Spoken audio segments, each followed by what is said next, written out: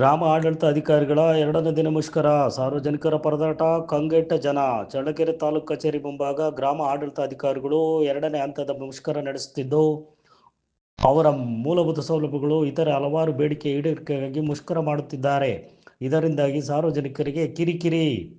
ಕಂದಾಯ ಇಲಾಖೆಯಲ್ಲಿ ಹೆಚ್ಚು ಪ್ರಮಾಣ ಪತ್ರಗಳು ಸಿಗುವುದರಿಂದ ಇವರ ಮುಷ್ಕರದಿಂದ ಸಾರ್ವಜನಿಕರು ಪರದಾಡುವಂತಾಗಿದೆ ಎಂದು ಹೇಳುತ್ತಿದ್ದಾರೆ.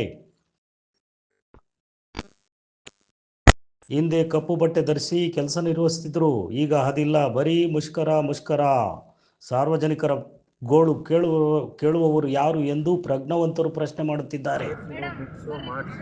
ನೆಕ್ಸ್ಟು ಅದು ಖಾತೆ ಆದಾಗ ಅವರು ಇನ್ನೊಬ್ರು ಯಾರೋ ಒಂದು ಕೋರ್ಟ್ಗೆ ಹಾಕಿದಾಗ ಕೋರ್ಟಲ್ಲಿ ಫಸ್ಟು ವಿರೋಧ ಆಗೋದೇ ನಮ್ಮ ಮೇಲೆ ಅಂತ ಇಂಥವನ್ನ ಮಾಡಬೇಕು ಅಂತ ನೋಡಿಕೊಂಡು ಫಸ್ಟು ಒಂದು ಪೈಲಟ್ ನೋಡಿಕೊಂಡು ಆಮೇಲೆ ಮಾಡಬೇಕು ಅಂತ ನಾವು ಹೇಳ್ತೀವಿ. ಮತ್ತು ಆಮೇಲೆ ಇವತ್ತು ಮುಷ್ಕರಕ್ಕೆ ಕೈಗೊಂಡಿದ್ದೀವಿ. ಜ್ಯೇಷ್ಠರ ಪಟ್ಟಿ ಮಾಡೋದಕ್ಕೆ ರಜಾ ದಿನಗಳಲ್ಲಿ ನಮಗೆ ಕೆಲಸ ಒತ್ತಡ ಇರ್ತೀವಿ.